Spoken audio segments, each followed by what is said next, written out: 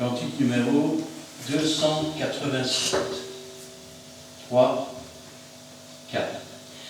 Ton amour, ta puissance, ta présence dans nos vies.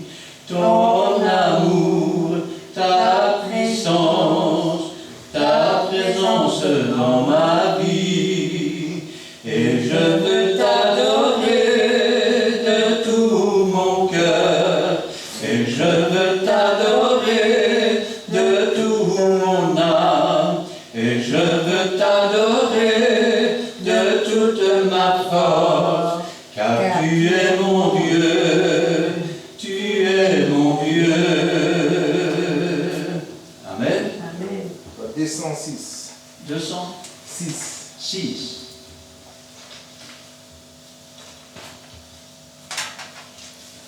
Cantique numéro 206. Un petit cœur. Alors on chante les deux couplets, hein, celui qui n'y est pas. 3, 4.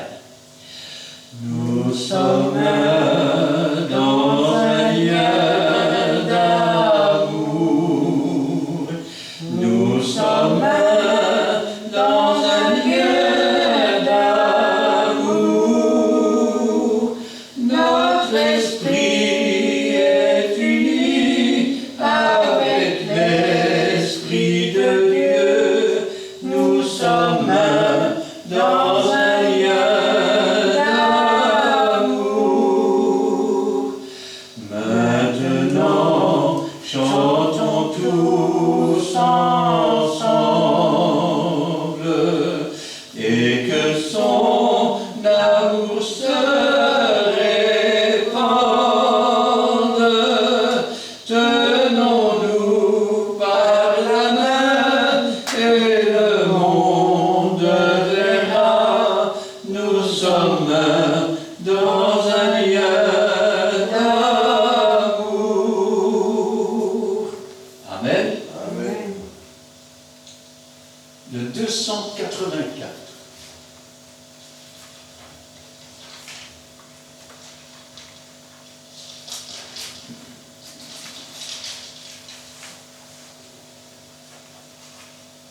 Trois, 4.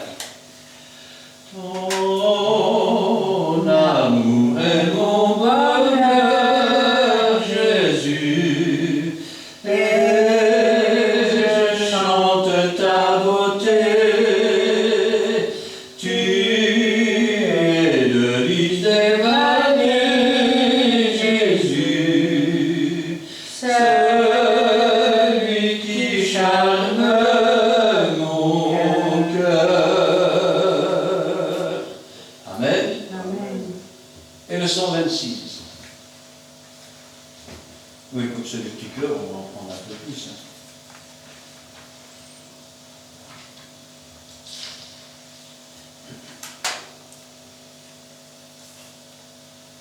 3, 4. J'entre dans tes portes, j'entre dans tes parvis, avec des louanges, devant toi me voici, je reconnais ta majesté, je reconnais ta royauté. El Shaddai, Dieu puissant, j'entre dans tes portes, j'entre dans tes parvis, avec des louanges, devant toi me voici. Amen. Amen. Et enfin le 171.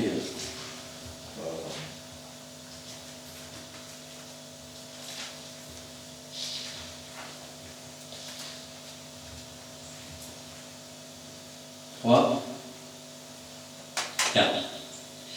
Les yeux fixés sur Jésus, je ne suis pas à part, car en lui j'ai le salut qu'il m'a acquis.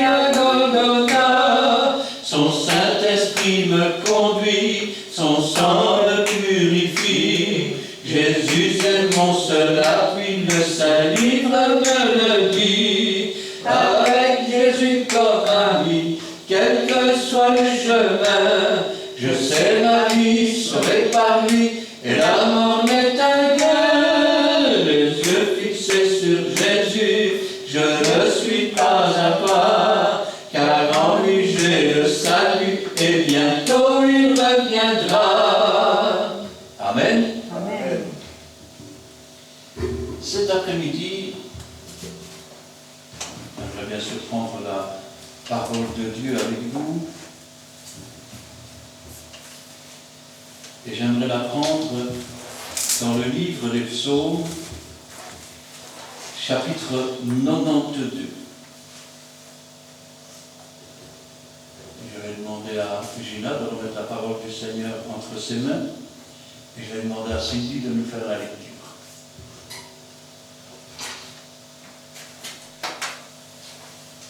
Oui, Seigneur, merci pour ta parole bénie que tu as préparée pour ton peuple ici présent. Viens la bénir. Bénis aussi ton serviteur que tu t'es choisi. Efface-le, Seigneur, pour que ce soit toi qui parles à travers lui. Et oins-le, Seigneur, de ton Saint-Esprit.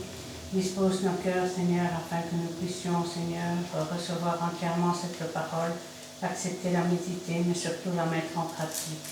Gloire et la puissance soit rendue dans le bon nom de Jésus. Amen. Elle n'est pas prête encore. Psaume, cantique pour le jour du sabbat.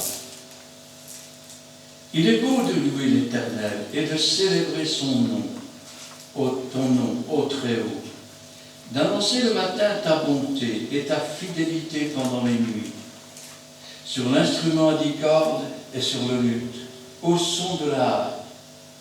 Tu me réjouis par tes œuvres, ô Éternel, et je chante avec allégresse l'ouvrage de tes mains. Que tes œuvres sont grandes, ô Éternel, que tes pensées sont profondes. L'homme stupide n'y connaît rien, et l'insensé n'y prend point garde. Si les méchants croissent comme l'herbe, si tous ceux qui font le mal fleurissent, c'est pour être anéantis à jamais. Mais toi, tu es le Très-Haut, à perpétuité, ô Éternel. Car voici tes ennemis, ô Éternel, car voici tes ennemis périssent. Tous ceux qui font le mal sont dispersés. Et tu me donnes la force du buffle. Je suis arrosé avec une huile fraîche. Mon œil se plaît à contempler mes ennemis, et mon oreille à entendre mes méchants adversaires. Les justes croissent comme le palmier. Ils s'élèvent comme le cèdre du Liban. Plantés dans la maison de l'Éternel, ils prospèrent dans les parvis de notre Dieu. Ils portent encore des fruits dans la vieillesse.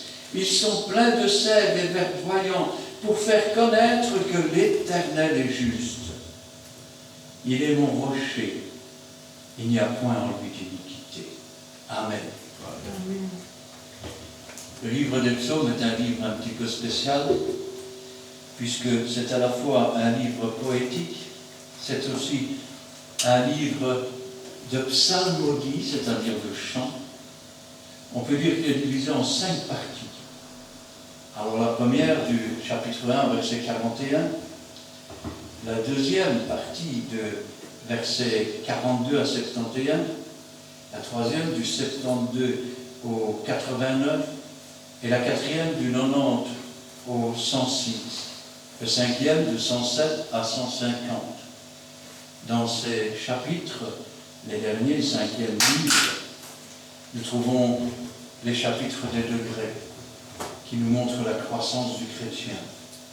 Nous sommes ici dans le 4e livre, et de ce 4e livre des psaumes, c'est celui qui se lisait et qui se chantait lors des sabbats, lors du jour du repos. Ça tombe bien, hein, puisque nous autres on se repose le dimanche. C'est ainsi que le jour du sabbat, sabbato en italien, shabbat en hébreu, samedi en français, ce cantique et ce psaume a été écrit expressément. Et les premières phrases, qu'il est beau de louer l'Éternel. Qu'il est beau de louer l'Éternel. Qu'il est beau de raconter ce que Dieu a fait pour nous. Qu'il est beau de glorifier le nom du Seigneur. Aujourd'hui, il y a tellement de gens qui racontent ce qu'ils ont fait pour Dieu. Mais qu'ont-ils pu faire qui leur a été donné par Dieu? Et s'ils l'ont fait, ils sont encore des ouvriers inutiles, puisque Dieu aurait pu se passer d'eux. Mais Dieu leur a fait l'honneur de les servir. Alors, qu'est-ce que Dieu a pu faire pour moi? C'est la première question qu'il faudrait se poser. Parce que louer Dieu, c'est raconter ce que Dieu a fait. Quand vous louez quelqu'un, par exemple un petit jeune homme, ah mais ce petit jeune homme, il est sérieux, il est courageux. Ben oui, vous louez la personne, c'est-à-dire vous mettez en valeur cette personne, vous racontez, je vais dire, tous ses bienfaits. Et remarquez, qu'est-ce qui est marqué là, dans le verset? Oh, qu'il est beau!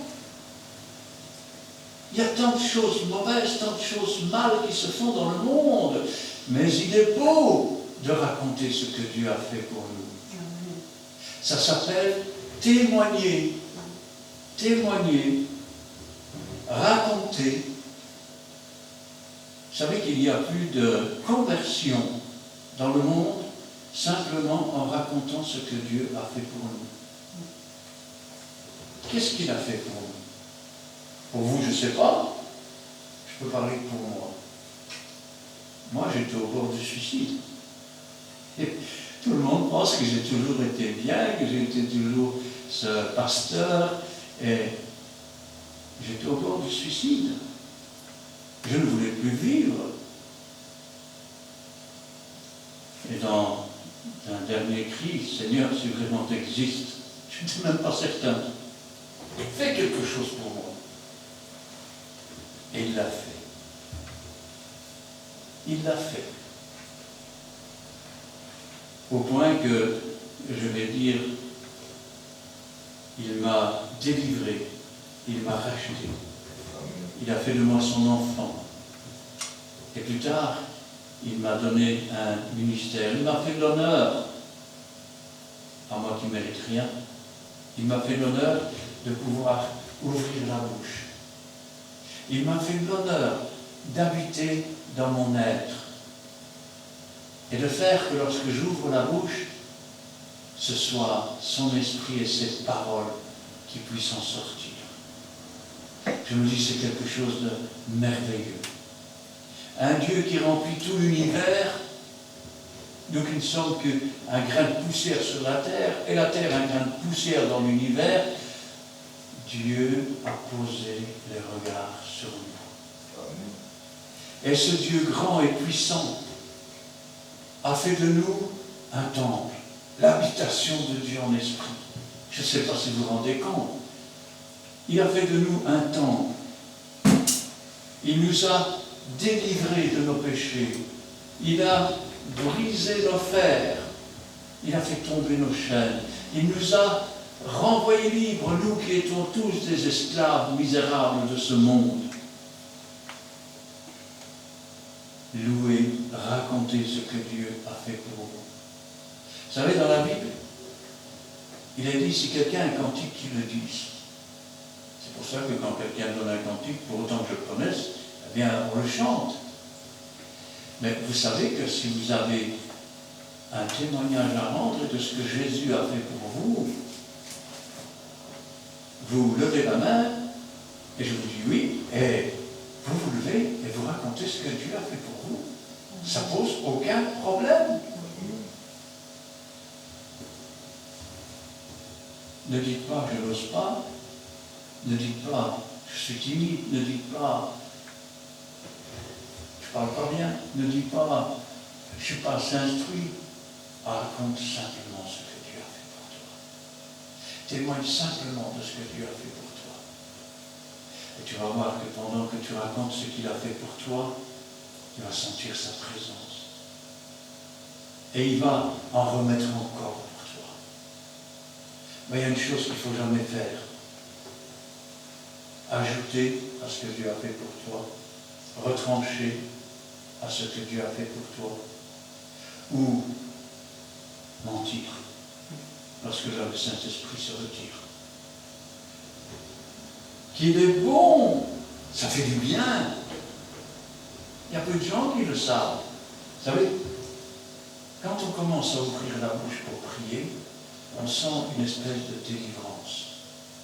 Eh bien, quand on commence à raconter ce que Jésus a fait pour nous, il y a aussi cette sensation de liberté, cette sensation de joie, la sensation, je veux dire, d'avoir fait la volonté de Dieu. C'est comme quand quelqu'un fait quelque chose de bien, il se sent heureux. Eh oui. Il est beau de louer l'Éternel et de célébrer ton nom, ô Très-Haut.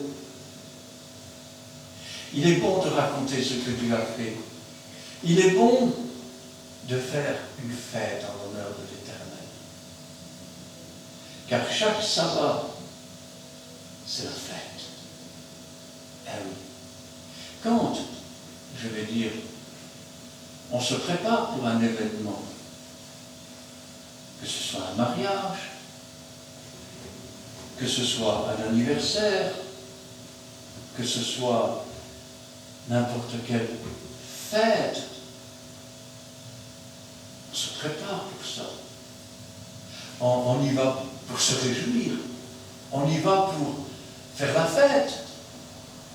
Eh bien, qu'est-ce qu'il dit ici? Célébrer, fêter l'Éternel. Que votre cœur se réjouisse, que votre être soit en fête devant Dieu. Imaginons, c'est une imagination que je fais, imaginons que nous allions à un mariage. Regardez-moi, je vais à un mariage.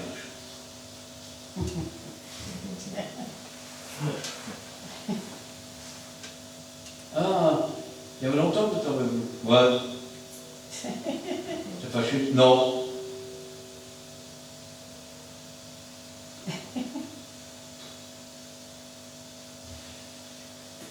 Que pensez-vous que les mariés vont penser?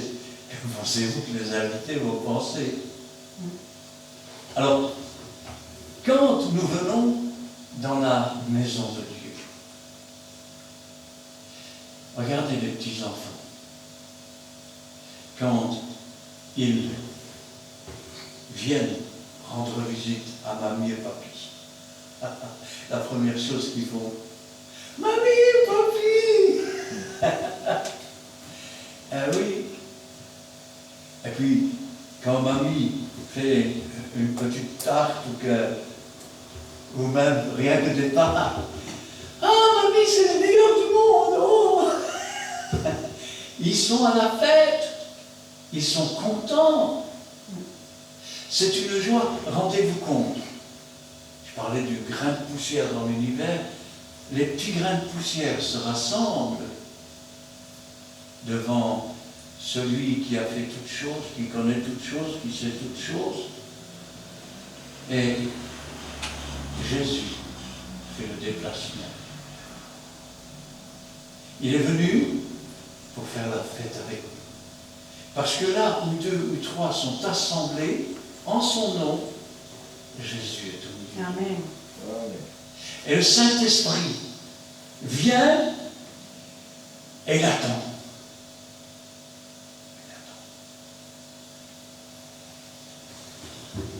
Ça n'a pas été la semaine. J'attends. Est-ce que c'est la vie?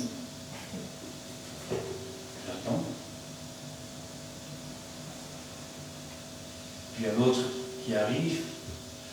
Ah, je suis content d'arriver dans la maison du Seigneur. Le Saint-Esprit regarde, il dit, ah, qu'on est heureux dans la présence du Seigneur. Et là, le Saint-Esprit approche. Tu viens pour faire la fête? Dieu aussi t'a convoqué pour faire la fête. Un chrétien, c'est pas quelqu'un qui est...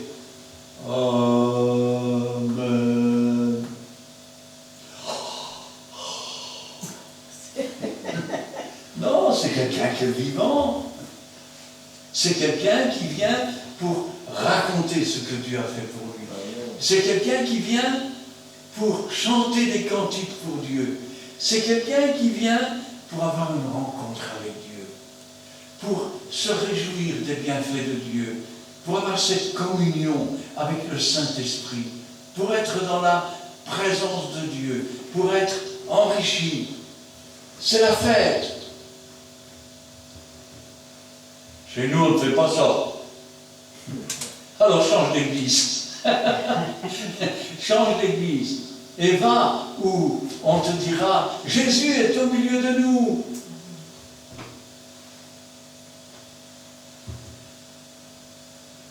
Jésus est au milieu de nous. Pousse des cris vers le Seigneur. Gloire au Seigneur.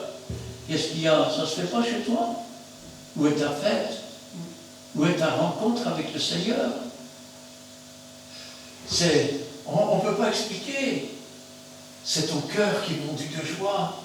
Tu as envie de te lever, tu as envie de lever les bras et de dire gloire à toi, Seigneur. Fais un pas pour Dieu.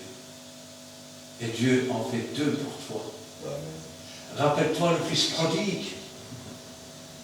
Son père l'a vu arriver de loin. Il avait fait un pas. Et son père, quand il l'a vu arriver de loin, il est venu en courant. Quand tu arrives pour avoir une rencontre avec le Seigneur réel et que tu veux te réjouir dans la présence de Dieu, dans les chants, dans les cantiques, dans les hymnes, dans les témoignages, dans la prédication, le Saint-Esprit arrive et il dit, moi aussi je veux faire la fête avec toi. Mais quand tu arrives, ouais, ou bien, le Seigneur se tient à la porte, il frappe comme un mendiant dehors. Il attend que tu lui ouvres. Et quand tu lui ouvres, qu'est-ce qu'il fait? Il mange avec toi et toi avec lui. C'est la fête. Célébrer et de célébrer ton nom, ô très haut. D'annoncer le matin ta bonté. Waouh! Comment allez-vous? Avec Dieu, ça va toujours. Tu annonces la bonté de Dieu. Ah, bonjour. Bonjour. Ben, aujourd'hui, je dois faire ça. Ah. Eh bien, que le Seigneur te bénisse. Raconte la bonté de Dieu. Raconte que Dieu est un Dieu qui bénit. Raconte que Dieu est un Dieu qui sauve. Raconte que c'est un Dieu qui délivre. Raconte que c'est un Dieu qui donne la vie. Et ta fidélité pendant les nuits. Ah, merci Seigneur, tu m'as gardé pendant cette journée. Garde-moi encore pendant la nuit. Mais on peut les prendre autrement, ces versets. Dès lors, quand le Seigneur commence à faire luire sa lumière dans nos cœurs, quand nous ne sommes encore qu'un tout jeune converti, annonce dès le matin sa bonté. Annonce sa bonté. J'étais perdu, j'étais sans vie. Et Jésus a touché mon cœur. Je lui ai donné mon âme, il l'a pris. Il m'a pardonné, et je me sens pardonné, et je me sens libre. Et puis, ta fidélité pendant les nuits, c'est par les choses qu'on souffre qu'on apprend l'obéissance et la foi. Quand il fait noir, quand nous ne voyons pas où mettre nos pieds, quand autour de nous tout semble être un danger et un obstacle. Souviens-toi de sa fidélité. Dieu n'est pas un homme pour mentir, ni le fils d'un homme pour se repentir. Ce que sa bouche dit, son bras l'accomplit. Amen. Souviens-toi, parce que au moment où tu fermeras les yeux, ton œil le verra. Ton oreille a entendu parler de lui, mais ton œil le verra. D'annoncer dès le matin ta bonté et ta fidélité pendant les nuits sur l'instrument à 10 cordes, sur le luth. Alors un instrument à 10 cordes, c'est un instrument à 10 cordes. Un luth, pour ceux qui ne savent pas, c'est une caisse de bois avec des cordes qui sont faites en boyau. Et on joue de la musique avec ça. Plus tard, d'ailleurs, les coffres ont été faits en acier. Mais à l'époque, c'était encore du bois. Au son de la harpe. Alors, ce qu'on appelait la harpe, à l'époque, elles avaient à peu près cette taille. Elles étaient des gens triangles avec des cordes. Plus tard, elles deviendront ces énormes, ces énormes carcasses sur lesquelles sont mis les cordes de toutes les couleurs. Ça veut dire que, en tête, vont les chanteurs. Et c'est un psaume, c'est un chant. Ensuite, ceux qui jouent des instruments. Et enfin, les jeunes filles avec des tambourins. Eh oui, parce que dans la Bible, les jeunes filles dansaient et elles avaient des tambourins dans la main. Eh oui, c'était la fête. On nous parle souvent du temple, je vais dire, d'une façon assez étrange. Alors, je vais essayer de vous planter le décor du temple. D'abord, il y avait les dîmes qui étaient versées, et la dîme du bétail et ainsi de suite. Et cette dîme, on venait la manger dans le temple avec les sacrificateurs. Eh oui, il y avait des tables, les gens s'installaient et on mangeait. C'était la maison de papa, c'est comme quand tu vas chez ta mère, ton père, tu t'assois et tu manges avec eux. Et puis, il y avait la musique, et puis il y avait les chants, et puis il y avait les jeunes filles avec les tambourins qui dansaient. Ensuite, vous aviez les choralistes. Ensuite, vous aviez la parole de Dieu. Ce n'était pas un endroit mort. Les premières églises n'étaient pas mortes. Elles étaient bien vivantes. Une chose avait cependant changé, c'est que dans la Nouvelle Alliance, les églises n'étaient pas un lieu où l'on mangeait. C'était un lieu où on faisait la distribution de nourriture pour les veufs, pour les orphelins, pour les pauvres. Et dans l'église même, on avait supprimé ce fait de manger dans l'église. Pourquoi? Parce que Jésus avait instauré le Saint Repas. Et que si vous lisez attentivement 1 Corinthiens chapitre 11 jusqu'au bout du texte, vous verrez que certains venaient s'installer comme on s'installait dans le temple, ils commençaient à manger, il y en avait même qui commençaient à boire, et parfois même certains qui étaient ivres, au point que Paul dira, vous avez des maisons pour manger. À partir de là, je vais dire, sauf bien sûr quand on fait des agapes. Les agapes, c'est quoi? Eh bien, c'est quand on prévoit de manger dans l'église. Ça peut être lors d'un anniversaire, ça peut... C'est la fête. Notre véritable Père, c'est Dieu. Que personne donc sur la terre ne se fasse appeler Père. Nous n'avons qu'un seul Père. Que personne ne se fasse appeler directeur. C'est marqué dans la Bible. D'annoncer dès le matin ta bonté, ta fidélité pendant la nuit, sur l'instrument à 10 cordes, sur le luth, au son de la harpe. Je me réjouis par tes œuvres, ô Éternel. Je suis heureux quand je vois et que je contemple tout ce que tu as fait, tout ce que tu fais chaque jour. Je me dis, Seigneur, c'est tellement grand, tellement magnifique, tellement merveilleux. Vous me direz, aujourd'hui, ça ne ressemble plus tout à fait à cela. Il n'y a pas un jour, je dis bien pas un jour, où il n'y a pas une inondation, un tremblement de terre, un volcan, il y a de tout, de tout, de tout. Pourquoi? Parce que l'humanité s'est détournée de Dieu. Elle est en train de détruire la terre. Ils ont corrompu la terre. Beaucoup pensent que la terre n'est pas vivante. Mais c'est faux. La terre est vivante, elle a une âme, elle bouge. Certains pensent que les fleurs ne sont pas vivantes, qu'elles n'ont pas d'intelligence ou quoi que ce soit.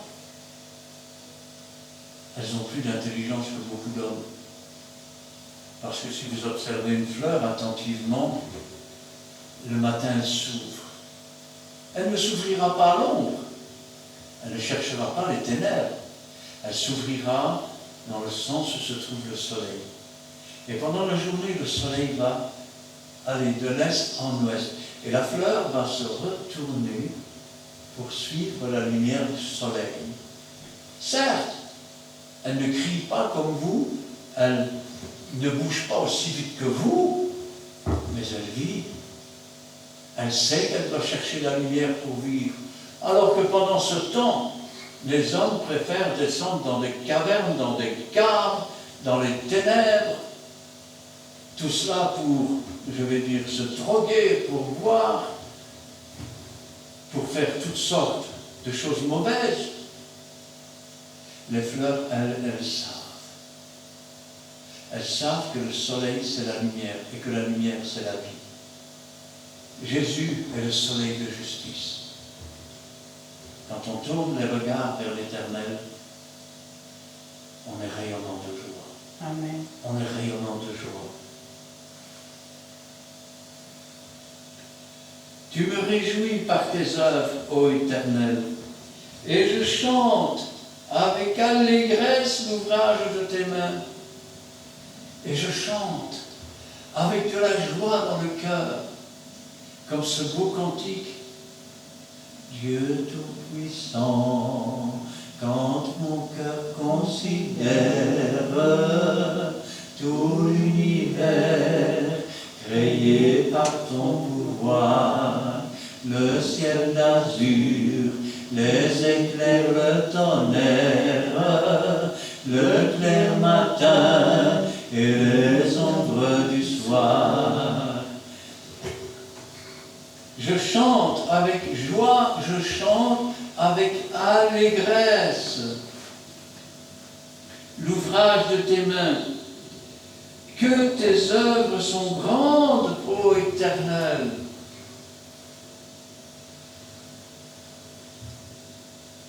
Quand on examine l'extrêmement grand, je parle de l'univers ici, l'homme n'est jamais arrivé à en voir le bout. Jamais. Quand on examine l'extrêmement petit, bien qu'on ait des microscopes, je vais dire très très très puissants, on est encore loin de pouvoir, je vais dire, regarder les plus petits animaux. Vous savez, quand par exemple on nous dit un tel microbe est unicellulaire, ça veut dire qu'il n'a qu'une seule cellule, et cette cellule, eh bien, c'est ce qu'il est. On s'imagine quelque chose de tout simple. Et pourtant, cette chose si petite que nous ne pouvons pas voir, qu'on avale par milliards à chaque respiration, et qui vient compléter notre nourriture quelque part, eh bien, il est tout aussi complexe que notre être. Ça veut dire que ces toutes petites choses, elles ont un ARN, elles ont, comment je vais dire, les mêmes types de chromosomes et autres que nous, aussi complexes, compliqués. Quand on examine, je vais dire ce qu'on appelle la chaîne alimentaire. Vous prenez une chaîne alimentaire, c'est-à-dire du plus petit animal jusqu'au plus grand, et chacun satisfait aux besoins de l'autre. Vous en retirez un au milieu et vous faites mourir tous ceux qu'il y a après. Ça ne peut pas être fait par hasard. Ne me parlez pas d'adaptation. Dieu n'a pas créé, je vais dire, une amoeba, il a créé les animaux. Il a créé les animaux qu'on voit, il a créé les animaux qu'on ne voit pas. Regardez, il y a de cela plus de 2000 ans. La Bible dit que les choses, en sorte que les choses visibles ont été faites de choses invisibles. Vous voyez ce pupitre? C'est visible. On commence seulement à comprendre que ce sont des milliards de cellules qui tournent entre elles et qui font que l'objet devient compact. Et quand ces cellules commencent à se détacher les unes des autres, c'est quand le matériel commence à se dégrader et qu'il commence à tomber en morceaux. Ainsi, Dieu savait il y a 2000 ans que toutes les choses visibles sont faites de choses invisibles. Eh oui. L'air, c'est beau ça l'air, hein? Parfois il y a des gens qui disent Dieu n'existe pas, montrez-le-moi. D'accord? L'air, est-ce que tu le vois? Tu ne le vois pas? Comment tu sais que l'air existe alors? Parce que quand l'air souffle sur les arbres, tu vois les feuilles bouger. Eh oui, c'est pas l'arbre qui se secoue, hein? Parce que tu vois ces choses, tu vois son œuvre, tu vois, et tu dis, l'air existe. Eh oui. Et quand tu parles de Dieu, vous savez, un jour il y avait un petit garçon, c'était le fils d'un des ouvriers qui travaillait dans une société où on cultivait des fruits dans les vergers. Et pour se moquer de cet enfant, le patron, dans sa grosse limousine, s'était arrêté. « Hé gamin, viens ici !»« Oui, monsieur. Si tu me montres où est Dieu, je te donne toutes les pommes du pommier là-bas. » Et l'enfant la regardait avec un sourire. Le patron, il a dit, il lui a dit, « Montrez-moi où il n'est pas, monsieur. » Montrez-moi où il n'est pas. Que tes œuvres sont grandes, ô Éternel, que tes pensées sont profondes. Quand on lit la parole de Dieu, on ne peut pas se contenter de la lire en surface. Il faut de temps en temps approfondir certaines choses. Et quand il dit que tes pensées sont profondes, cela veut dire que derrière chaque pensée de Dieu, il y a une préparation. Il y a, je vais dire, un but. Dieu n'a pas donné sa parole par hasard. Quand vous lisez la Bible et que Dieu met la pensée, comme il l'a mis dans l'homme, il a mis la pensée de l'éternité dans l'homme. Pourquoi? Pour attirer l'homme vers lui. Et quand on parle de ces pensées qui sont profondes, on pourrait parler aussi de ce qu'elles ne sont pas toujours compréhensibles pour l'être humain. Ce qui veut dire qu'on est trop petit pour comprendre. Mais Dieu nous a donné les outils. Et l'un des outils, c'est le Saint-Esprit. L'autre, c'est l'intelligence. Psaume 103 et verset 10. Il ne nous traite pas selon nos péchés, il ne nous punit pas selon nos iniquités, mais autant les cieux sont élevés au-dessus de la terre, autant sa bonté est grande pour ceux qui le craignent. Autant l'Orient est éloigné de l'Occident, autant il éloigne de nous nos transgressions.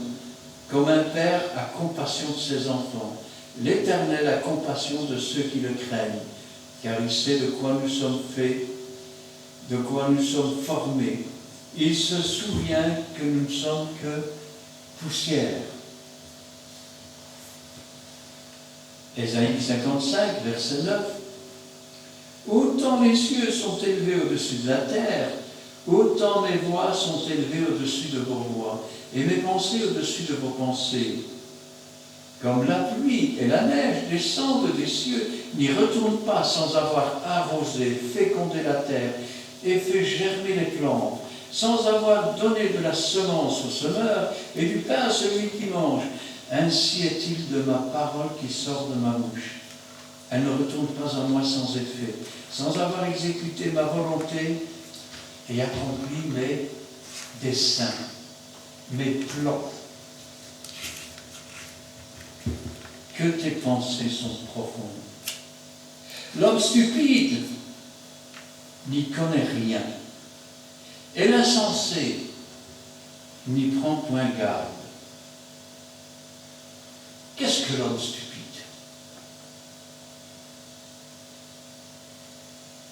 Beaucoup de gens pensent que les enfants de Dieu sont des gens stupides qui croient tout et n'importe quoi. Oui. Et puis, vous avez aussi ceux qui, je veux dire, n'ont rien à faire de Dieu, en quelque sorte. Alors, l'homme stupide n'y connaît rien. Souvent, les stupides, ce sont des gens qui se sont approchés, qui ont goûté au don de Dieu et qui se sont retirés en arrière. Dieu leur a donné des esprits de mensonge pour croire au mensonge, ils sont stupides, ils se croient intelligents et ils ne connaissent rien de Dieu. Et les insensés. Les insensés ne font même pas attention. Ils n'y font même pas attention. Pourtant, je vais vous dire quelque chose.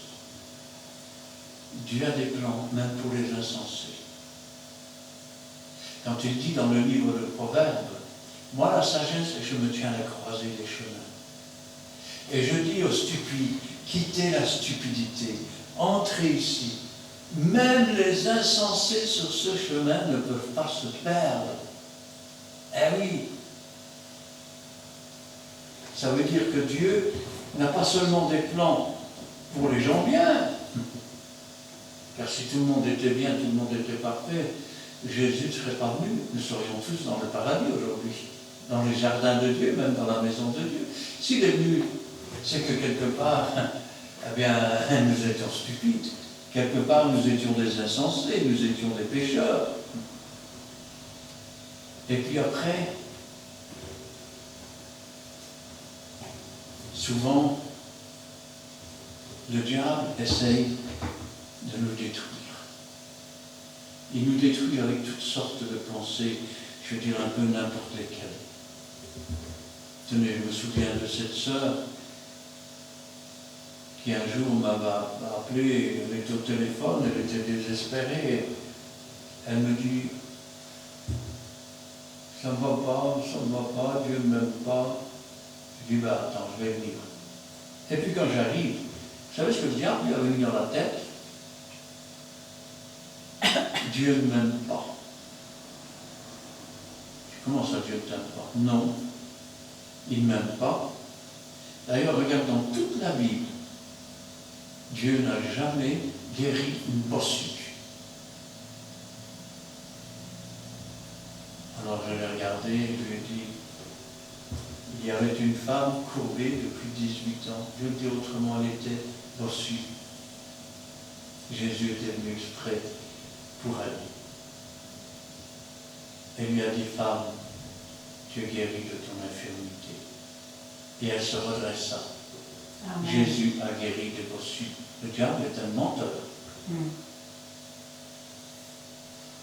Et souvent, qu'est-ce qu'il essaie de nous faire croire? Les méchants grandissent comme l'herbe. Les méchants ne grandissent pas vraiment comme l'herbe. Les méchants grandissent comme l'ivraie. Les méchants grandissent comme les mauvaises herbes dans un jardin. Mais au temps venu, au temps de la moisson, on arrache d'abord les mauvaises herbes, on les met en tas, et ensuite on les brûle, on les jette dans le feu. Alors que les bonnes plantes sont récoltées pour la moisson. Et le champ, c'est le monde, et les moissonneurs, c'est les anges. Si les méchants croissent comme l'herbe, si tous ceux qui font le mal fleurissent, c'est pour être anéantis à jamais. Vous savez, tout le monde connaît l'histoire de la tortue et du lièvre. Tout le monde aurait envié le lièvre, non? Oui.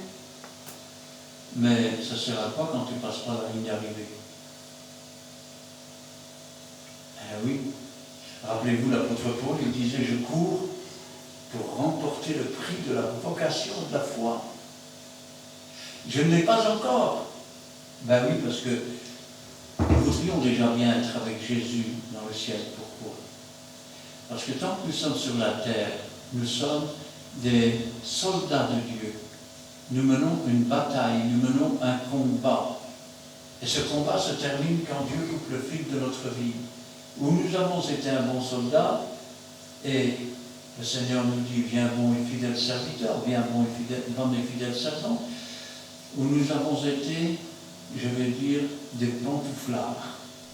Nous avons été des méchants. Vous me direz, le méchant, c'est celui qui fait des choses méchantes. Rappelez-vous ce serviteur qui a enterré la mine. Méchant serviteur. Pourquoi méchant? Parce que Dieu t'a donné gratuitement. Tu as été heureux de recevoir et tu ne partages pas. Alors tu es méchant. Mais toi, ils fleurissent, c'est pour être anéantis à jamais. Alors oui, parfois, le diable me dit, tu vois, les autres, tout leur réussit, tout va bien. Dis-toi bien que quand tu as Jésus dans ton cœur et dans ta vie, tu as réussi déjà. Tu as réussi. Parce que si demain, je vais dire, il y a, je ne sais pas, une catastrophe, et il y en a tout autour de la terre, tous les jours aujourd'hui, eh bien, tu vas te réveiller dans le ciel. Mais tous ceux que le diable voulait que tu envies, ils ne seront pas là. Et tu diras, mais tous ces gens que j'envie, où est-ce qu'ils sont? Et on te dira, ils n'avaient pas Jésus dans leur cœur. Et il y a un abîme tel entre eux et nous que tu ne peux pas aller voir. Et qu'eux ne peuvent pas venir. Ils sont dans les tourments, avec des grincements de dents, avec des pleurs, une flamme cruelle des tourments, en attendant d'être jetés dans les temps ardents de feu. Mais toi, maintenant, eux ont eu leur bien pendant leur vie, mais toi tu es ici pour être consolé. Consolé par Dieu, consolé par Jésus, consolé par le Saint-Esprit. Mais toi, tu es le Très-Haut, à perpétuité, ô Éternel. Waouh! Vous ne remarquez pas une chose dans ce texte?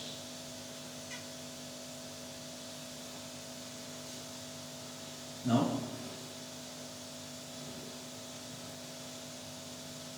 Il y a pourtant une chose qui est évidente. Elle saute aux yeux.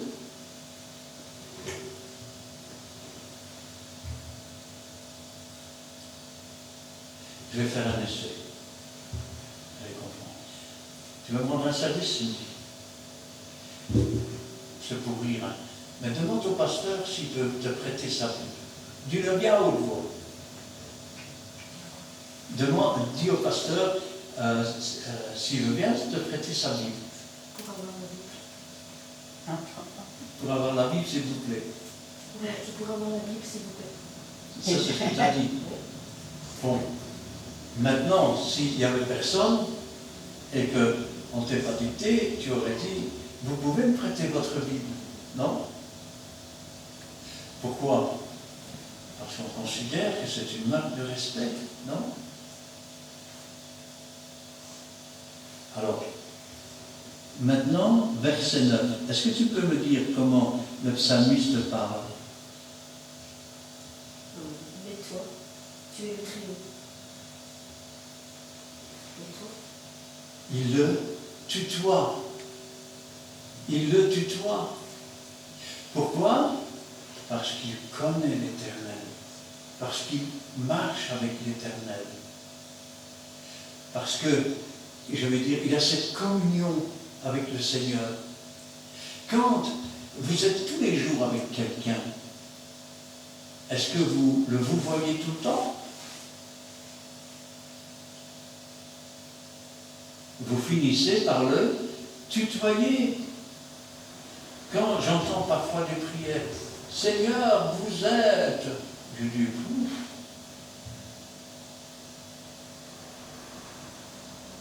Ils ne connaissent pas le Seigneur. Parce que s'ils connaissaient le Seigneur, ils parleraient avec lui comme on parle avec son frère. Ma mère, mes frères, mes sœurs, ce sont ceux qui écoutent la parole de Dieu, qui la mettent en pratique. Eh oui. Mais toi, tu es le Très-Haut, à perpétuité, ô Éternel. Et vous remarquez que dans l'Ancienne Alliance, quand on parle de perpétuité, que ce soit pour les commandements, ou ça veut dire éternellement. Et c'est pour éviter aussi, parfois, je veux dire, un pléonasme. Pléonasme, c'est quand on répète deux fois la même chose. Si je dis je vais en haut, je sais bien que je monte en haut. Je ne vais pas dire je vais monter en haut, parce que je répète deux fois la même chose. Si je vais à la cave, je ne vais pas dire je descends à la cave. On sait bien que pour aller à la cave, on va descendre. Et je ne vais pas dire ici, mais toi, tu es le Très-Haut, éternellement, ô Éternel. Car voici tes ennemis, ô Éternel. Car voici tes ennemis périssent. Tous ceux qui font le mal sont dispersés. Et regardez. Et tu me donnes. Marquez qu'il tutoie Dieu. Vous savez comment Dieu appelait Abraham? Non? Mon ami. Abraham était l'ami de Dieu. Et si réellement nous sommes avec Dieu, en Dieu, par Dieu, pour Dieu, nous devenons des amis de Dieu. Mieux, qu'est-ce qu'il dit dans la Bible? Il dit, pourquoi Dieu appelle-t-il alors tous ceux qui sont parvenus à la connaissance de la parole de Dieu, il les appelle Dieu, avec un petit D. Eh oui. Quand il dit, vous êtes des dieux, tu me donnes la force du buffle. Wow. Le buffle était sans doute l'animal le plus fort pour travailler au champ. Je suis arrosé avec une huile fraîche. Wow. Vous remarquez les termes qu'il emploie? Il parle à Dieu, il dit, tu me donnes la force du buffle. La Bible nous dit, il nous rajeunit comme l'aigle. Et puis ici, qu'est-ce qu'il dit?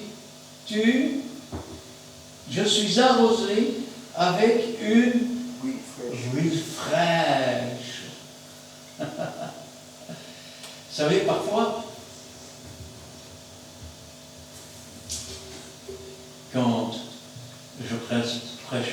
fois, pendant une journée, mon épouse, j'ai dit je vais regarder pour voir.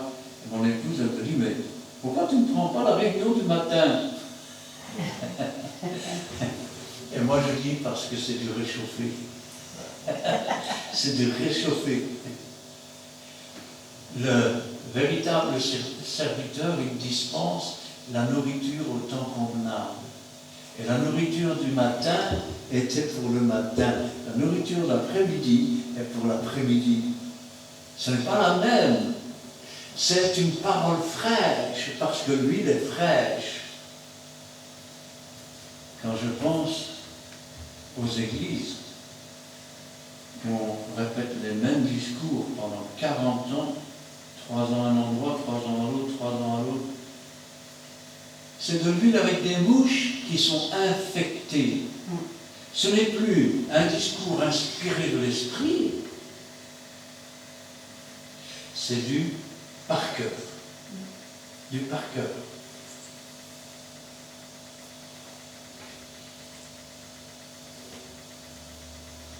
Tu me donnes la force du buffle, je suis arrosé avec une huile fraîche. Mon œil se plaît à contempler mes ennemis. Je ne comprends pas. Vous voulez dire qu'il est content de contempler ses ennemis? Vous savez ce qui est marqué dans la Bible? Celui qui s'assoit au bord de l'eau et qui est paisible finit par voir ses ennemis passer.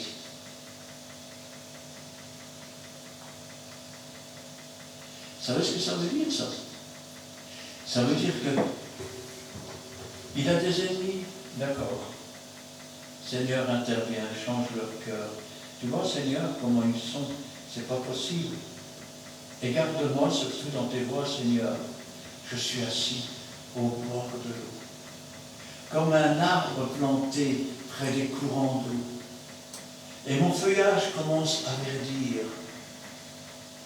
Et l'ange de l'Éternel est là qui campe autour de moi pour m'arracher au danger. Et le moment venu, je vois mes ennemis qui passent et qui disparaissent. Alors, son œil se réjouit de voir ses ennemis passer. Eh oui. Mon œil se plaît à contempler mes ennemis.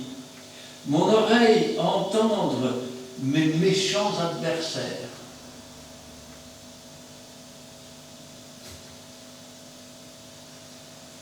Regardez les apôtres.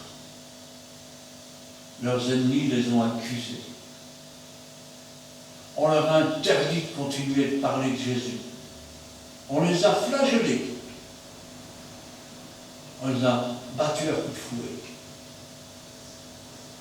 Mais parce que l'Esprit de Dieu était là, parce qu'ils étaient comme des arbres plantés près d'un courant d'eau, parce qu'ils sont restés calmement au bord de l'eau et paisibles. Quand ils sont sortis de là, ils étaient dans une joie incomparable. La Bible nous dit, tout joyeux d'avoir été trouvé digne d'être battu pour le nom de Jésus.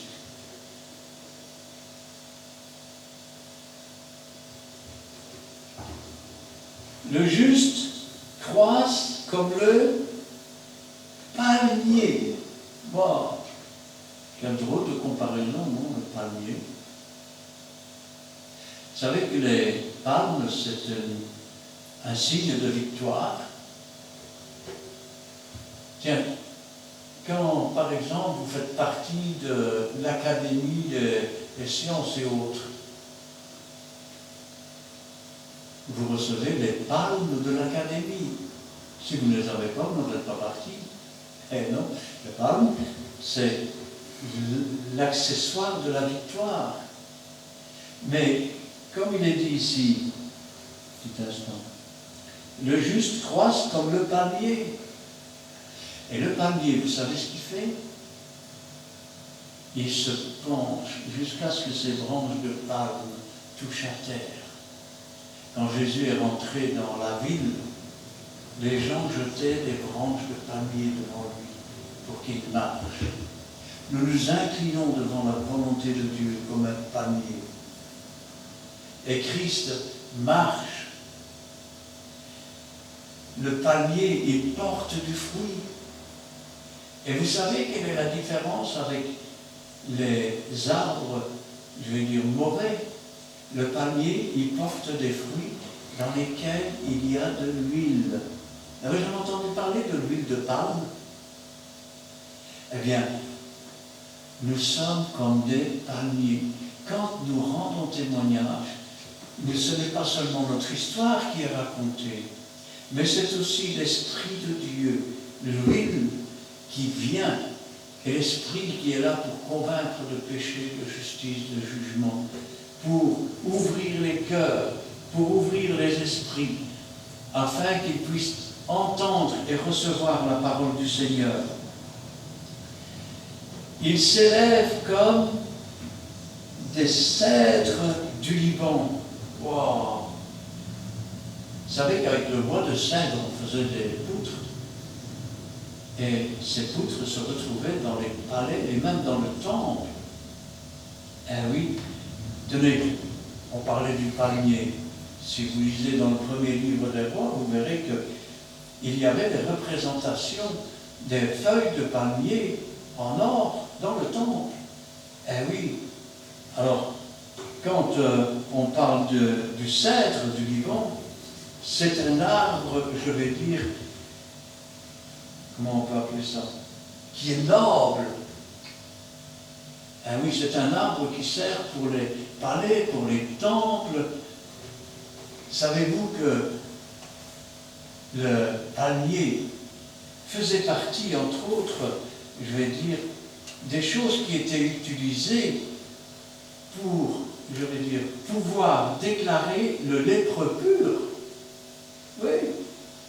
Vous pouvez le lire à la maison dans Lévitique chapitre 4 et verset 14. Eh oui, les cèdres du Liban. C'est comme ça que croissent les justes. Remarquez que le palmier et les cèdres, ce sont de très grands arbres qui poussent très vite et qui deviennent énormes. Quand Dieu nous a... Comment est-ce que je vais expliquer cela? Je vais nous comparer à des bonsaïs. Alors, si vous prenez un bonsaï, c'est un tout petit arbre chétif. Pourtant, l'arbre qui sert à faire le bonsaï, c'est un arbre géant. Mais pourquoi est-il tout petit? Parce que on l'a planté déjà dans un pot tout petit, pour qu'il n'ait pas trop à manger. Et ensuite, on l'a entouré de fils de cuivre. Et quand il a voulu grandir, eh bien, les fils de cuivre sont entrés dans sa chair et ils ont été recouverts d'écorce. Pourtant, l'arbre qui sert à faire le bonsaï, je te dis, c'est un arbre géant. Un arbre qui mesure parfois jusqu'à 100 mètres de haut. Un arbre dans le tronc duquel, c'est bien simple, si je devais le comparer à un arbre d'Afrique, je dirais que c'est le boaba d'Amérique. Eh oui. Pourquoi y a-t-il tant de chrétiens qui ne grandissent pas? Parce qu'ils sont liés, non par des fils de cuivre, mais par leur nonchalance. Ils sont liés par des péchés dont ils ne veulent pas se défaire. Ils sont liés par le qu'en dira-t-on. Ils se laissent lier, je vais dire, par ce qu'ils ont été. Parce que Dieu ne donne pas un esprit de timidité, mais il donne un esprit de force et de puissance. Tu me donnes la force d'un bœuf, pas la force d'un bonsaï. Je suis un enfant de Dieu et je vais grandir et je dois grandir et je dois continuer à grandir jusqu'à devenir cet arbre géant, cet arbre qu'on se sert pour mettre dans le temple de Dieu.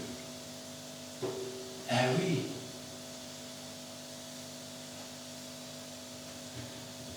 Les justes croissent comme le palmier, ils s'élèvent comme le cèdre du Liban, plantés dans la maison de l'Éternel. Ils prospèrent dans les parvis de notre Dieu. Savez-vous que c'est une image prophétique aussi? Car on ne grandit pas sur la terre. Mais déjà, nous sommes assis, je ne vais pas dire dans les lieux célestes, nous sommes assis dans les parvis de la maison de l'Éternel avec le Seigneur. Nous sommes plantés là, et c'est là que nous grandissons. Ce n'est pas quand nous allons chercher du feu étranger pour offrir des louanges ou pour offrir des sacrifices d'action de grâce, comme Nahab et Abihu qui furent consumés par le feu. C'est quand nous allons chercher sur l'autel de Dieu. Et sur l'autel de Dieu, le feu qui nous est donné, c'est le Saint-Esprit. Le Saint-Esprit qui nous conduit dans toute la vérité. Je n'ai pas dit qu'il nous conduisait dans toute la connaissance parce que nous connaissons en partie. Et un jour, nous connaîtrons comme nous avons été connus. Il porte encore des fruits dans la vieillesse. Wow. Qu'est-ce que le psalmiste nous dit? Il nous dit que quand nous nous donnons à Dieu, que nous marchons avec Dieu, eh bien, quel que soit notre âge, dans notre vieillesse, on porte encore du fruit. Amen. Il y a des vieux chrétiens qui ont 80, 90 ans. Et quand ils parlent avec d'autres vieux, vous savez de quoi ils parlent? Ils parlent de Jésus. Et ils portent encore du fruit. Et ces fruits, ils sont remplis de l'onction, de l'huile, de l'esprit. Eh oui. C'est pour ça qu'il est marqué dans la Bible. Hâte-toi de chercher l'Éternel pendant qu'il se trouve. N'attends pas de devenir trop vieux et que ces choses ne t'intéressent plus. Eh oui. Mais quand on marche avec Dieu, ce n'est pas pour une semaine, ce n'est pas pour un jour, ce n'est pas pour un mois. C'est pour remporter la victoire et le prix de la foi céleste. Et on le remporte le jour où notre fil de vie est coupé. Ce qui veut dire que tant qu'il y a de la respiration, tant qu'il y a de la vie, l'Esprit sera là avec nous. Nos amis nous laissent tomber. Parfois la famille nous laisse tomber.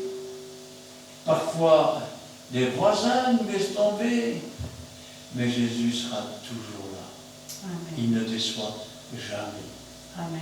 Et avec Dieu, notre vie sera toujours dans la paix, dans la joie de l'esprit, dans la délivrance. Nous pourrons toujours avancer de l'avant. Dans le monde, vous savez ce qui se passe? J'ai raté mon coup. Alors, j'ai plus envie de vivre. Mais Jésus, lui, nous dit courage, courage, courage. Regarde à l'horizon. Après la pluie, le beau temps. Après l'orage, le soleil. Après la tempête, le calme.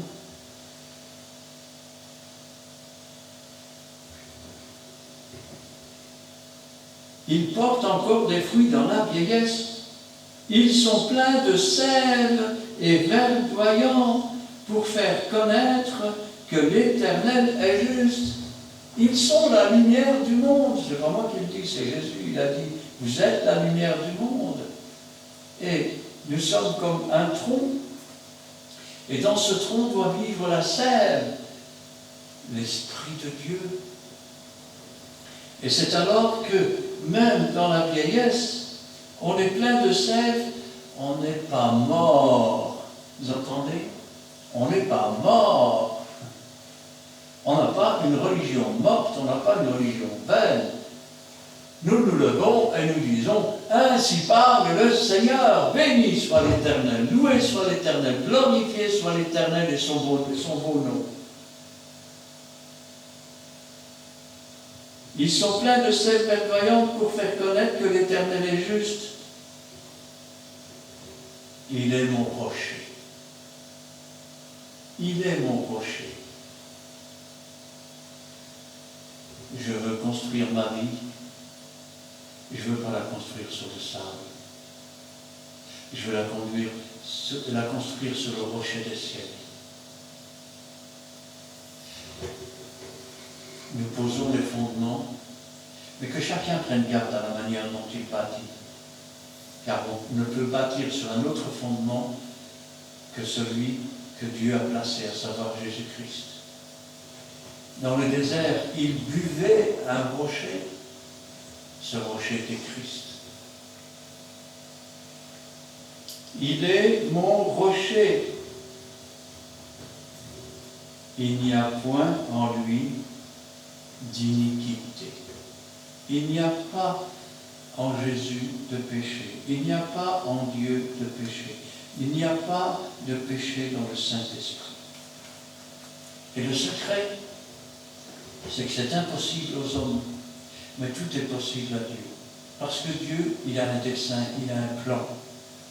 Et son plan, il est un Dieu saint et il veut un peuple saint.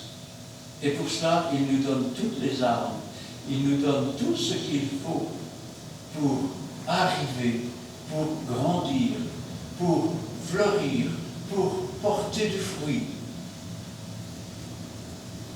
Avez-vous jamais lu cette parabole? Il y avait un maître qui avait des arbres et il dit à son serviteur, ça fait 3 ans que je viens et je ne trouve aucun fruit à cet arbre. Coupe-le, jette-le au feu.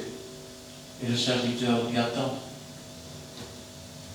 je vais travailler la terre, et je vais y mettre du fumier. Et s'il ne porte pas de fruits, alors tu le couperas. Rappelez-vous ce qui s'est passé quand Jésus s'est approché du figuier. Vous me direz, ce n'était pas la saison, donc il savait bien qu'il ne trouverait pas de fruits. C'est faux! La première chose qui pousse sur un figuier, c'est les fruits. Les feuilles ne viennent qu'après. Et les fruits ne mûrissent que des mois plus tard. Ce qui veut dire que Jésus s'attendait à avoir quelque chose en dessous des feuilles. Mais il n'y avait rien. C'était un arbre 2 fois mort. Et voyant que cet arbre ne voulait pas porter du fruit, il a dit que jamais ne pousse des fruits sur toi. Ainsi Dieu nous invite à porter des fruits. Dieu nous invite à grandir. Dieu nous invite à fleurir. Dieu nous invite à être comme des vases d'honneur dans son temple, dans sa maison, comme des cèdres du Liban, comme des palmiers. Ne rejetons pas cet appel. Sachant que les temps sont courts, sachant qu'une vie, ça passe vite, sachant que quand parfois on fait une bêtise, qu'est-ce qui se passe? Si j'avais su, mais c'est trop tard. La chose est faite. Aujourd'hui, la chose n'est pas faite. Il y a encore. Tant qu'il y a de la vie, il y a de l'espoir. Tant qu'il y a de la vie, Dieu nous appelle. Vous pouvez endurcir vos cœurs, mais vous n'irez nulle part. Vous pouvez résister et penser que vous êtes riche, vous n'avez besoin de rien, mais un jour vous vous rendrez compte que vous avez été nu, misérable, aveugle, et que dans toutes vos vantardises, j'en ai rien à faire de Dieu, vous direz, y a-t-il pas moyen d'envoyer quelqu'un près de tous ceux qui étaient les miens parce que je suis ici et je souffre, je veux pas qu'ils viennent ici, mais ce sera trop tard. Aujourd'hui est le jour du salut. Cherchez l'Éternel pendant qu'il se trouve, invoquez-le tandis qu'il est prêt. Notre Dieu ne se lasse pas de pardonner. notre Dieu dans ses bras d'amour. Qui va répondre? Ne regarde pas les autres, c'est à toi qu'il s'adresse. Qui va répondre? Si tu réponds non, c'est ton droit. Et tu vas te priver de bien des choses. Mais si tu réponds, je veux, Seigneur, ce que je viens d'entendre, alors dis-toi bien que c'est pour toi aussi. Amen. Amen. Nous allons prier. Éternel, notre Dieu, notre Père, nous te louons, nous te rendons grâce. Béni sois-tu et gloire à toi, louange te soit rendue. Parce que cet après-midi encore, Seigneur, tu nous rappelles la différence entre celui qui te sert et celui qui ne te sert pas. Tu nous rappelles aussi, Seigneur, que la vie avec toi, ce n'est pas un désert, ce n'est pas de la tristesse. Certes, il y a des combats, certes, il y a des luttes, il y a parfois des difficultés, mais tu nous rends plus vainqueurs, parce que celui qui est avec nous est plus grand que celui qui est dans le monde. Et c'est toi, Seigneur, qui nous donne cette victoire qui t'appartient. C'est pourquoi, Seigneur, nous te remercions pour ta bonté, pour ta miséricorde. Nous voulons, Seigneur, t'exalter, te louer. Nous voulons nous réjouir. Nous voulons fêter ton beau et puissant nom. Toi qui es le Dieu Tout-Puissant, dans ton Fils Jésus-Christ. Gloire au Père, gloire au Fils et gloire au Saint-Esprit. Amen. Amen. Éternel et Tout-Puissant, tu es le connaissant, Père, de ta parole. Merci, éternel Dieu, parce que tu vas révéler encore que tu es le Seigneur du Seigneur. C'est toi qui dis au milieu de ton peuple. Et tu sièges au milieu des mondes de ton peuple, éternel Dieu. Merci, Père, Saint, parce que ta parole est juste. Sous la Père, Saint, nous voulons te dire que nous pouvons, Père, Saint, encore te dire merci pour tes bienfaits envers tes enfants, pour ta protection surtout. Merci, Dieu Tout-Puissant, parce que tu es juste et fidèle, Père Saint. C'est pour cela que tu donnes encore, Père Saint, Seigneur, la puissance, Père Saint, que nous pouvons porter des fruits même à notre vieillesse, Père Seigneur. Que nous voulons, Père Saint, aussi, Père Saint, que tu puisses nous enseigner à s'écouter ta parole. Pour que nous pouvons encore propager ta parole avec la puissance et gloire. Et Père Saint, nous sommes comme ça. Bénis, Père Saint, l'instrument qui t'a choisi ce soir. Bénis aussi, Père Saint, nous qui avons écouté. Père Saint, nous voulons que, Père, que tu nous donnes la sagesse et l'intelligence pour discerner. Nous voulons que ta parole, Père Saint, puisse faire le effet. Nous voulons que, Père Saint, ta parole puisse apporter encore du fruit, Père Saint, Seigneur. Parce que nous l'avons écouté. C'est pour cela, Père Saint, nous te sanctifions. Bénis aussi, Père Saint, notre chien miséricorde. Nous voulons, Père Saint, te dire merci, Père Saint, car tu as passé un chemin de bonheur, Père Saint. Un bel avenir, Père Saint, pour ceux qui t'obéissent. Merci, Père Saint, pour l'avenir. Merci, Père Saint, pour les projets, surtout des bonheurs et non de malheur. C'est ce que la Bible dit. Et pour cela, Père Saint, nous voulons que ta parole se manifeste selon ta volonté. Nous voulons que ta gloire s'élève encore, Père Saint, pour ceux qui t'obéissent. Et pour cela, Père, ce soir, nous voulons te lever cette prière dans le nom précieux de notre Seigneur Jésus-Christ, notre Sauveur et Rédempteur. Amen. Amen. Oui, Seigneur Tout-Puissant, merci pour ta parole bénie d'aujourd'hui. Parole à travers laquelle tu exhortes ton peuple à te louer, toi éternel, à célébrer ton beau et divin nom. Merci, Seigneur, car chaque jour, tu nous entoures de ta grâce, tu nous montres ta présence, ton amour, ta bonté, ta miséricorde et ta compassion. Et tu nous demandes, Seigneur, de te rester fidèle dans le chemin que tu as tracé pour chacun de nous, de ne pas nous en écarter ou de suivre les infidèles qui flétrissent comme des mauvaises herbes, mais au contraire, d'être debout pour toi, d'être fidèle, Seigneur, et de vivre chaque jour en toi, pour toi et par toi, à travers cette parole, ce trésor que tu nous as laissé. Merci, Seigneur, car tu nous aimes tous d'un amour éternel, et donne-nous de t'aimer en retour comme toi-même tu nous as aimé le premier. Donne-nous, Seigneur, de faire ta volonté chaque jour que tu nous donnes. Utilise-nous comme un instrument béni entre tes mains, car nous voulons, Seigneur, porter les fruits, Seigneur, les fruits de l'Esprit. Écarte-nous, Seigneur, des œuvres de la chair qui conduisent à la perdition. Mais merci, Seigneur, car tu es tout pour nous. Tu as fait de nous un jour tes enfants, et nous sommes devenus enfants de Dieu, Seigneur, par le sang précieux de ton Fils bien-aimé Jésus-Christ. Oui, Seigneur, utilise-nous comme un instrument béni, Seigneur, car nous voulons être agréables, Seigneur. Et pardonne-nous nos péchés, nos iniquités, nos manquements, nos mauvaises pensées, nos mauvaises actions, et que la puissance de ton Saint-Esprit se manifeste en nous, afin qu'il brûle en nous tous les interdits cachés, tout ce qui n'est pas ta gloire, mon Dieu.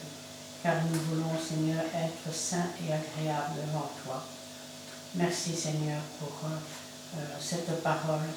Merci, Seigneur, car tu sais ce dont nous avons besoin. Tu es tout pour nous, tu es notre Dieu et notre Père. Tu es un ami fidèle en qui nous pouvons nous confier librement, car tu es toujours là, prêt à nous écouter, prêt à nous secourir, car tu es notre refuge, Seigneur. Gloire à la puissance soit rendue, mon Dieu, pour cette parole, Seigneur, qui nous réconforte, Seigneur, de ta présence, qu'elle pénètre en nous, Seigneur, comme une épée à double tranchant, Seigneur, afin que nous puissions, Seigneur, nous réveiller pour toi, Seigneur, et nous endormir pour ce monde qui va à la dérive, mon Dieu.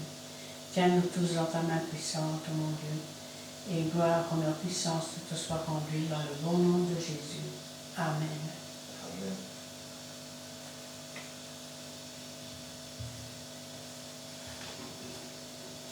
Amen. Amen. Eh bien, nous terminerons avec le cantique numéro 107. Pardon 39. 39.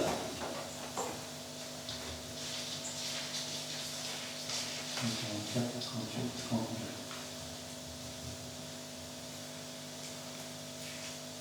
Cantique 39 d'abord. 3,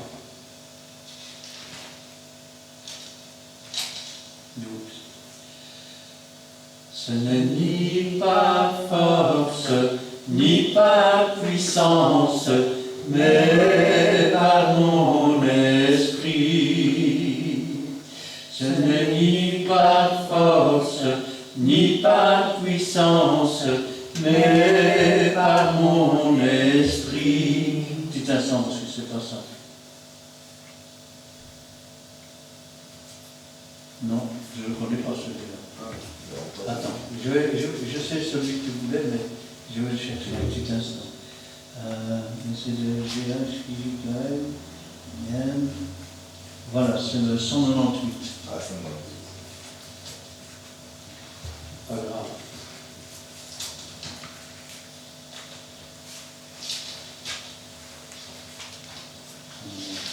Voilà, c'est ça. 4, 16. Ni par force, ni par puissance, mais par mon esprit.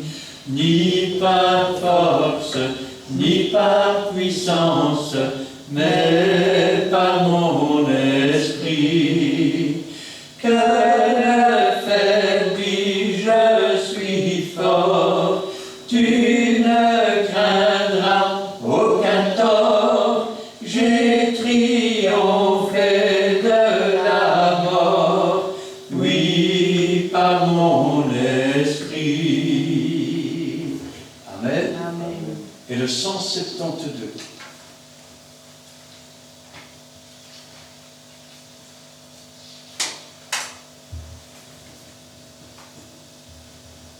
Trois, 4.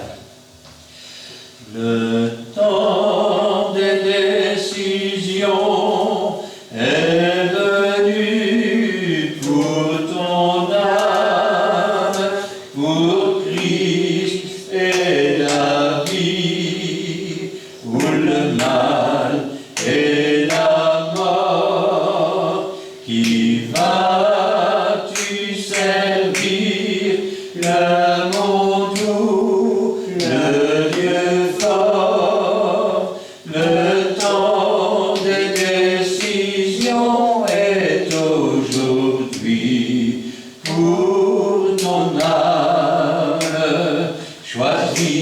la vie et non la mort. Choisis la vie et non la mort. Choisis la vie, Dieu t'y convie. Choisis la vie et non la mort. Amen. Amen. Que l'Éternel te bénisse et qu'il te garde. Que l'Éternel fasse luire sa face sur toi et qu'il t'accorde sa grâce. Que l'Éternel tourne sa face vers toi et qu'il te donne la paix. Amen Amen. et Amen.